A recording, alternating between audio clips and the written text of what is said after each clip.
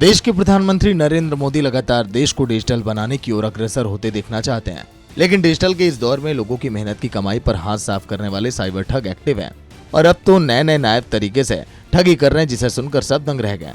एक ऐसी ठगी सोनीपत के पौष इलाके में रहने वाले एक बुजुर्ग दंपत्ति के साथ हुआ। कैलाश नाम की बुजुर्ग महिला का एक रिश्तेदार विदेश में रह रहा है। उसका पता साइबर ठगों को लग गया। उसके बाद साइबर ठगों ने महिला के पास व्हाट्सएप कॉल की, जिस पर उसके रिश्तेदार की फोटो लगाई गई और हुबहू आवाज निकालकर महिला से अपनी दादी के इलाज के लिए 5.5 लाख रुपए उधार मांगकर चूना लगा दिया।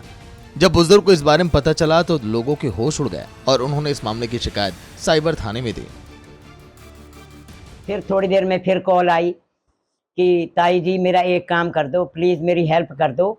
मेरा दोस्त गुरचरण सिंह है सरदार, उसकी दादी बीमार है, 7,90,000 भेज रहे हैं और आप जो है उनमें से 3,40,000 उनको डाल दो। 2 एफडियाँ उठा के हम बैंक में गए, वहाँ तुड़वाई और मेरे हस्बैंड के नाम जो चेक कटवाया और वही मिसिज अंजलि के नाम बैंक ऑफ महाराष्ट्र भोपाल जो है हमने वो 3.5 लाख दूसरी किस्त में भेजा।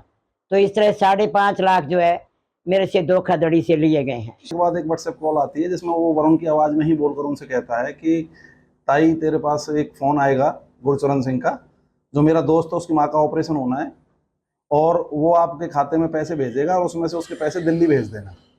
तो उसके थोड़ी देर बाद गुरचरण सिंह का फ़ोन आता है, जो गुरचरण सिंह के कहने पर जो शिकायत करता उन्होंने लगभग 5,40,000 रुपये उनके माँ के इलाज के, यह सोच कर कि ये उनका जो भतीजा था उन्होंने बोला है, पैसे उसके खाते में भेज दिए। इसमें मामला दर्ज उसी दिन सेम डे का हो चुका है, जिसमें FIR नंबर 67 हमने दर्ज की है।